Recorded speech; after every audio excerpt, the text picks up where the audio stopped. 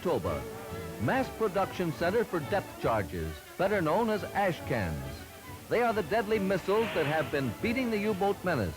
Produced here by the most modern presses, blanking and forming machines, Ashcans are one of the most deadly weapons used in modern warfare.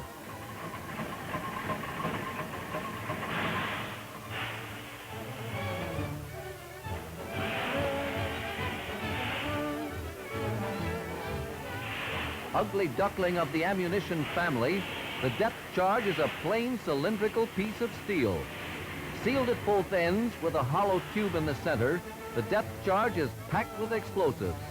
These Ashcans, which cost only $90, have sunk German U-boats that cost $5 million.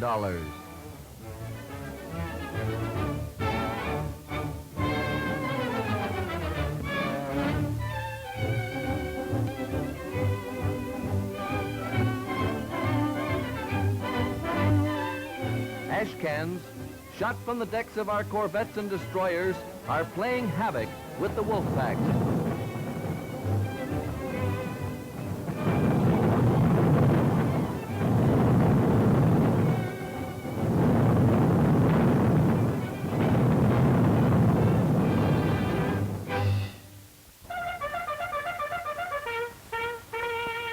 The Russian army will continue its stern offensives on Germany's eastern front.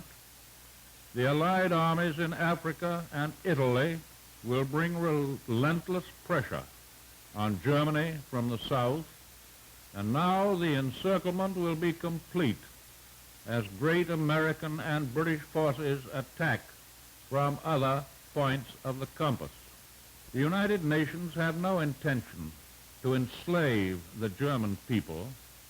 We wish them to have a normal chance to develop in peace as useful and respectable members of the European family.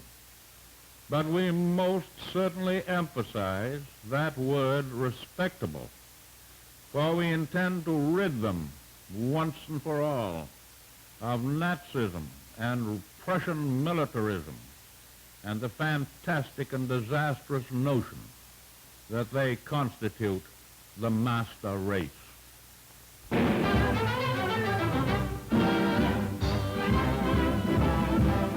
At Malton Airport, Ontario, spectators watch more of the huge Canadian-built Lancaster Bombers take off on the first leg of their trip to England.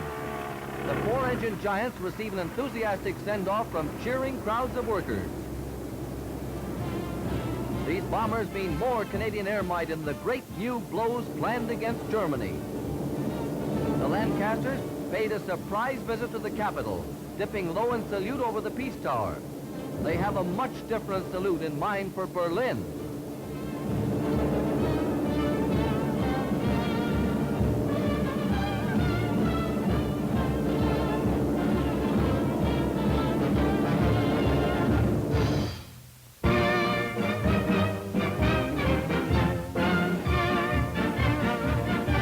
Winston Churchill is well again and back on the job. Cheering news for all of us.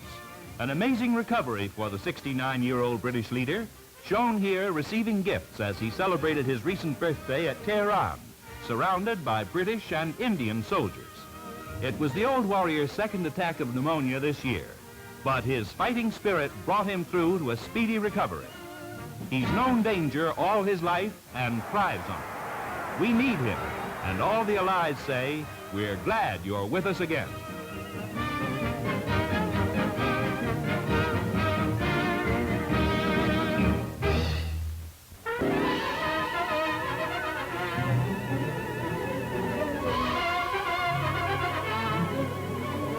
Russia's long-awaited winter drive against the Nazis is now really on.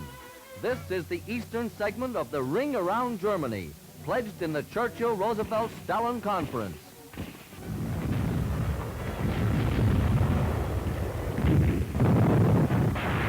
Preceding the winter drive, the film story of the recapture of Novorossiysk, city of 100,000 and doorway to the Caucasian oil fields.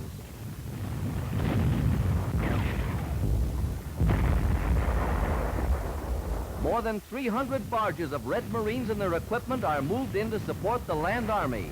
The big guns go into action.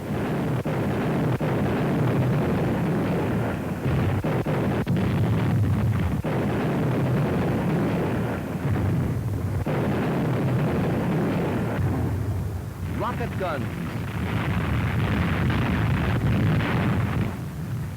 At daybreak comes the command forward at every point around Novorossiysk. From a wrecked factory, the drive against snipers.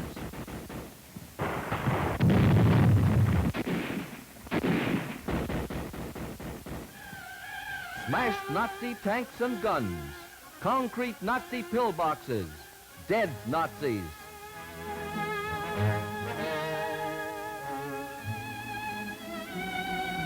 Now 5 days of bitter battling are over for the Red Army and the Red Marines. This is homecoming for one Russian boy from Novorossiysk. Homecoming to embers. The last Nazi is gone, and the red flag goes up. Both Moscow and the Black Sea Fleet stage new victory celebrations saluting Novorossiysk.